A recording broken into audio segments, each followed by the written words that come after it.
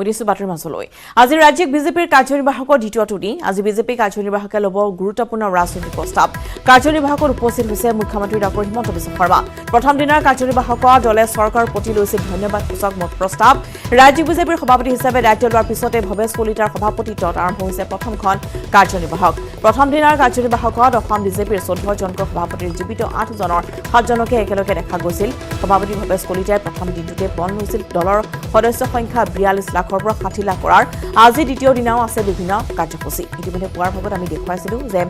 কেনেদৰে অতি বৰ্ণাঢ্যভাৱে আয়োজন কৰা হৈছে উত্তৰ গুৱাহাটীত আৰু ব্ৰহ্মপুত্ৰৰ পাৰত এনেদৰে ৰাজ্যিক বিজেপিৰ যি কাৰ্যনিৰ্বাহক সেয়া ইতিমধ্যে আৰম্ভ হ'ব আজি দ্বিতীয় দিনটোৰ কাৰ্যসূচী সেই সন্দৰ্ভত ইতিমধ্যে পুৱা ৰাজু বৰুৱাই জনাইছিল আৰু ইতিমধ্যে আমি জনাইছোঁ যে আজি মুখ্যমন্ত্ৰী ডক্টৰ হিমন্ত বিশ্ব শৰ্মা তাত গৈ উপস্থিত হৈছেগৈ আৰু ইতিমধ্যেই নতুনকৈ পণ লোৱাৰ পিছতেই ৰাজ্যিক বিজেপিৰ সভাপতি হিচাপে ভৱেশ কলিতাৰ এই প্ৰথমখন কাৰ্যনিৰ্বাহক আৰু তেওঁ ইতিমধ্যেই পণ লৈছে কালিৰ দিনটোত যে সদস্যৰ সংখ্যা 42ৰ পৰা 60 লাখ কৰিব আমি পোনপটীয়া খবৰচলে পুনৰ গৈছোঁ ৰাজু বৰুৱা আছে আমাৰ সৈতে ৰাজু আপোনাৰ কাষলৈ আহিছোঁ আৰু ইতিমধ্যেই দেখিবলৈ পোৱা গৈছে যে কালিৰ দিনটোত প্ৰথমখন কাৰ্যনিৰ্বাহকৰ সভা অনুষ্ঠিত হৈ গৈছে আজিৰ দিনটোত আছে বহুকেইটা গুৰুত্বপূৰ্ণ প্ৰস্তাৱ লোৱাৰ সম্ভাৱনা আৰু ইতিমধ্যেই সদস্য সংখ্যা বৃদ্ধিৰ তেওঁলোকে অংগীকাৰ লৈছে আপোনাৰ পৰা আজিৰ দিনটোৰ সন্দৰ্ভত অধিক জানিব বিচাৰিম ৰশ্মিতা চাওক কালিৰ দিনটোৰ যিখিনি আছিলে যিহেতু ধন্যবাদ সূচক প্ৰস্তাৱো বিজেপিৰ কাৰ্যনিৰ্বাহকে লৈছিলে আৰু আজি দ্বিতীয় দিনৰ কাৰ্যনিৰ্বাহক আৰু ইতিমধ্যে ইয়াত এই যি আনন্দৰাম বৰুৱা ক্ষেত্ৰ আছে তাত আহি উপস্থিত হৈছে মুখ্যমন্ত্ৰী ডক্টৰ হিমন্ত বিশ্ব শৰ্মা তাৰ লগতে ৰাষ্ট্ৰীয় সাধাৰণ সম্পাদক দিলীপ শইকীয়া উপস্থিত হৈছে ৰাতিপুৱাৰ ভাগতেই আমি যদি চাওঁ তেনেহ'লে প্ৰায় 8 বজাতেই ইয়াত আহি উপস্থিত হৈছিলে ৰাজ্যিক বিজেপিৰ সাংগঠনিক সাধাৰণ সম্পাদক ফণীন্দ্ৰনাথ শৰ্মা আৰু তাৰ লগতে ইতিমধ্যে বিধায়কসকল বা সাংসদসকল ইয়াত আহি উপস্থিত হৈছে আৰু জিলা বিজেপিৰ যিসকল সভাপতি আছে তেওঁলোক আহি উপস্থিত হৈছে কাৰ্যনিৰ্বাহকৰ সদস্যসকল উপস্থিত হৈছে আৰু তাৰ পূৰ্বে প্ৰথমতে এখন বৈঠক আৰম্ভ হ'ব যিখন বৈঠকৰ সময় 9 বজা বুলি কোৱা হৈছিলে কিন্তু 9 বজাতকৈ অকণমান তেওঁলোকৰ পলম হৈছে কাৰণ বহু ইয়াত যদি সদস্য চোৱা যায় তেনেহ'লে তেওঁলোকে দূৰে দূৰে তেওঁলোক থাকিবলগীয়া হৈছে তাৰ বাবে তেওঁলোক ইয়ালৈ আহি পোৱাত পলম হৈছে আৰু অহাৰ লগে লগে তেওঁলোকক আহাৰৰ ব্যৱস্থা কৰিছে পুৱাৰ যি আহাৰ আছে সেই পুৱাৰ আহাৰৰ ব্যৱস্থা তেওঁলোকৰ বাবে কৰা হৈছে আৰু এই যিটো VIP লঞ্চ য'ত পতাকাখন কালিৰ দিনটোত উত্তোলন কৰা হৈছিলে য'ত পতাকা উত্তোলন কৰি এই কাৰ্যনিৰ্বাহকৰ শুভাৰম্ভ ঘটোৱা হৈছিলে সেই স্থানৰ কাষতে থকা এই VIP লঞ্চতে কিছু সময়ৰ পিছতেই এখন চিন্তন বৈঠক হ'ব যিখন চিন্তন বৈঠকত ৰাষ্ট্ৰীয় সাংগঠনিক সাধাৰণ সম্পাদক BL সন্তোষ ডাঙৰীয়া থাকিব আৰু এই মুহূৰ্ততে ভৱেশ কলিতা ইয়াত প্ৰৱেশ কৰিছে ৰাজ্যিক বিজেপিৰ সভাপতি ভৱেশ কলিতা প্ৰৱেশ কৰিছে তাৰ লগতে অন্যান্যসকলক আমি প্ৰৱেশ কৰা দেখিছোঁ আৰু যিসকল অপেক্ষিত নহয় যিসকলক ইয়াত বিচৰা নাই তেওঁলোকক অৱশ্যেই ভিতৰত থাকিবলৈ এই মুহূৰ্তত বাধা প্ৰদান কৰা হৈছে তেওঁলোকক কোৱা হৈছে যে তেওঁলোক বাহিৰলৈ যাব লাগে আৰু ইয়াত যিসকল অপেক্ষিত হয় তেওঁলোকেহে ইয়াত থাকিব পাৰিব কাৰণ এইখন এখন চিন্তন বৈঠক আৰু চিন্তন বৈঠকৰ কিছু সময়ৰ পিছতে আৰম্ভ হ'ব কাৰণ ইয়াত BL সন্তোষে যিখন কাৰ্যনিৰ্বাহকৰ দ্বিতীয় দিনৰ মূল কাৰ্যনিৰ্বাহক আৰম্ভ হোৱাৰ পূৰ্বে তেওঁলোকে জিলা সভাপতিসকল যিসকল সাংসদ আছে যিসকল মন্ত্ৰী আছে যিসকল বিধায়ক আছে বিজেপিৰ তেওঁলোকৰ সৈতে এখন বৈঠক তেওঁলোকে কৰিব বিচাৰিছে আৰু সেই বৈঠকৰ পূৰ্বৰ প্ৰস্তুতি আমি এই মুহূৰ্তত দেখুৱাইছোঁ যে অধিকাংশ বিধায়ক মন্ত্ৰী সাংসদ ইয়াত আহি উপস্থিত হৈছে আৰু কাৰ্যনিৰ্বাহকৰ যিসকল বিষয়ববীয়া সেই বিষয়ববীয়াসকল উপস্থিত হৈছে দীপ্লু ৰঞ্জন শৰ্মা তাৰ লগতে পুলক গোহাঁই তেওঁলোকক আমি ভিতৰত এতিয়া প্ৰত্যক্ষ কৰিছোঁ তাৰ লগতে অন্যান্যসকল বিধায়কো এতিয়া কাৰণ বহু সংখ্যকে অশোক সিংহাল ডাঙৰীয়া আছে যে এখন চিন্তন বৈঠক তাৰ পূৰ্বে কাৰ্যনিৰ্বাহকৰ পূৰ্বে আপোনালোকৰ আৰম্ভ হ'বলৈ গৈ আছে য'ত BL সন্তোষ ডাঙৰীয়াই এইখন সম্বোধন কৰে বিভিন্ন স্তৰত বিভিন্ন ধৰণৰ বৈঠক চলি আছে আলোচনা পৰ্যালোচনা চলি আছে আৰু তাৰে আৰম্ভণি আজি এই বৈঠকৰ পৰা হৈ আছে কালি মিউনিচিপালিটি নিৰ্বাচনক লৈ পেলাই আপুনি এটা প্ৰস্তাৱ উলিয়াইছিলে প্ৰসংগটো উত্থাপন কৰিছিলে কাৰ্যনিৰ্বাহক যিটোৱে গুৰুত্ব লাভ কৰিছে কালিৰ দিন নহয় মিউনিচিপাল ইলেকশ্যন আমি পাতিব বিচাৰিছোঁ আৰু এইকাৰণে কাৰ্যনিৰ্বাহকত কথাটো ওলোৱা গ'ল যে আগন্তুক দিনত মিউনিচিপাল ইলেকশ্যন হ'ব আৰু পাৰ্টিয়ে মিউনিচিপাল ইলেকশ্যনৰ কাৰণে সাজু হ'ব লাগে কিন্তু ইমান দীৰ্ঘ সময় ধৰি অনুষ্ঠিত নোহোৱাৰ কাৰণ কোভিডৰ কাৰণে হোৱা নাই আৰু কাৰণ কি হ'ব কিন্তু বিধানসভাটো হৈ গ'ল বিধানসভা হৈ গ'ল ঠিক আছে কিন্তু তাৰপিছততো আৰু স্থিতি মানে অৱনতি নহ'ল জানো আকৌ এতিয়া ঠিক ঠাক হওক আমি কৰিম এই বাই ইলেকশ্যনৰ পিছতে আমি কৰিম আমি সাজু আছোঁ কৰিবলৈ মানে বাই ইলেকশ্যনৰ পিছত নিৰ্বাচন হ'ব নিশ্চয় হ'ব কোনো তাত মানে কোনো ইয়ে নাই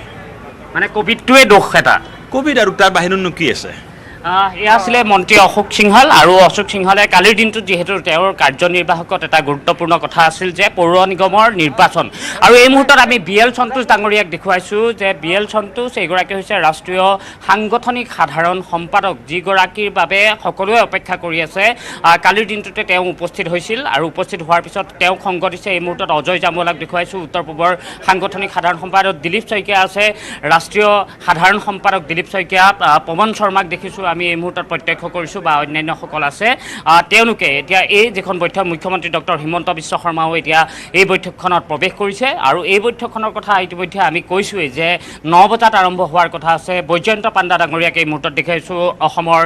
প্ৰভাৰী আছিলে বৈজয়ন্ত জয় পাণ্ডা তেওঁ আহি উপস্থিত হৈছে যে এই চিন্তন বৈঠকখন যিখন বৈঠক কাৰ্যনিৰ্বাহক দ্বিতীয় দিনাৰ পূৰ্বে আপোনালোকে আৰম্ভ কৰিব হয় এতিয়া আমাৰ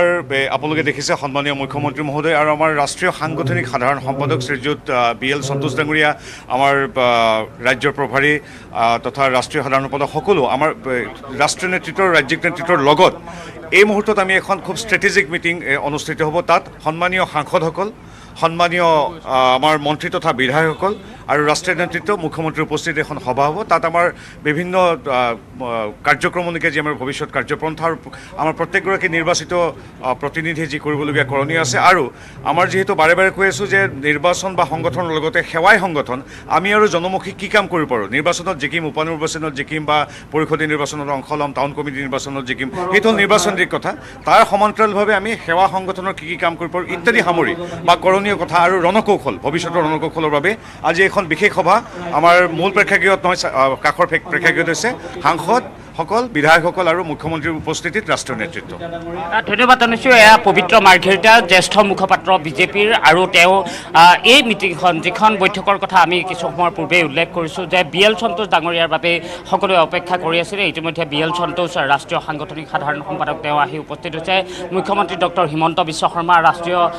সাধাৰণ সম্পাদক দিলীপ শইকীয়া অসমৰ প্ৰভাৰী বৈজয়ন্ত জয় পাণ্ডা সহপ্ৰভাৰী পৱন শৰ্মাকে ধৰি যিসকল ইয়াত অপেক্ষিত সেইসকলক ইয়াত বিচৰা হৈছিলে ৰাজ্যিক সাংগঠনিক সাধাৰণ সম্পাদক মই ইতিমধ্যে উল্লেখ কৰিছোঁ যে ফণীন্দ্ৰনাথ শৰ্মা ডাঙৰীয়া পুৱাৰ ভাগতে ইয়াত আহি 8 বজাতে ইয়াত উপস্থিত হৈছিল আৰু এই বৈঠকখন তেওঁলোকৰ ইতিমধ্যে পবিত্ৰ মাৰ্ঘেৰিটাই সেই কথা উল্লেখ কৰিছে যে ষ্ট্ৰেটেজি বনোৱাৰ ক্ষেত্ৰত তেওঁলোকৰ কৌশল কি আছে আৰু তেওঁলোকে এটা কথা উল্লেখ কৰিছে যে নিৰ্বাচনত জয়ী হৈ থাকিব পৰা যাব নিৰ্বাচনী কৌশল থাকিব তাৰ মাজতে মানুহৰ মাজলৈ কেনেধৰণে শিপাই যাব পাৰি বিজেপিক শিপাই নিব পাৰি তাৰ বাবে এই বৈঠকখন তেওঁলোকে কৰিব বিচাৰিছে এই বৈঠকখনে নিশ্চয়কৈ এটা বাৰ্তা দিব তেওঁলোকে মূল যি কাৰ্যনিৰ্বাহক আছে দ্বিতীয় দিনা সেই দ্বিতীয় দিনাৰ কাৰ্যসূচীত ভাগ লোৱাৰ পূৰ্বে যিখিনি কথা হয়তো ৰাষ্ট্ৰীয় সাংগঠনিক সাধাৰণ সম্পাদকগৰাকীয়ে ক'ব সেই কথাখিনি লৈ হয়তো তেওঁলোকে ভিতৰলৈ যেতিয়া তেওঁলোকে প্ৰৱেশ কৰিব ভিতৰত গৈ তেওঁলোকে এক বিশেষ উৎসাহ তেওঁলোকে লাভ কৰিব আৰু আমি ইতিমধ্যে কৈছোঁ যে আনন্দৰাম বৰুৱাৰ ক্ষেত্ৰত ৰাজ্যিক বিজেপিৰ সভাপতি হিচাপে নতুনকৈ দায়িত্ব লোৱাৰ পিছত ভৱেশ কলিতাই যিহেতু নতুনকৈ দায়িত্ব গ্ৰহণ কৰিছে ভৱেশ কলিতাই দায়িত্ব ধন্যবাদ জনাইছোঁ উত্তৰ গুৱাহাটীৰ পৰা ৰাজু বৰুৱাই দেখালে ৰাজ্যিক বিজেপিৰ